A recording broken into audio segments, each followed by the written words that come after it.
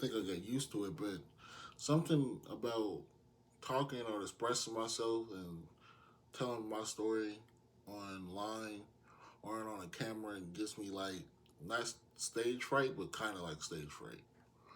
But and that's another thing. I do realize that my breathing too. It sounds like I'm a big heavy dude. You know what I mean?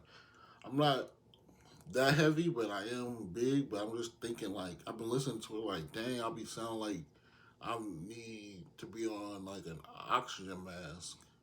Just nitpicking upon things that I've noticed upon my recordings last week.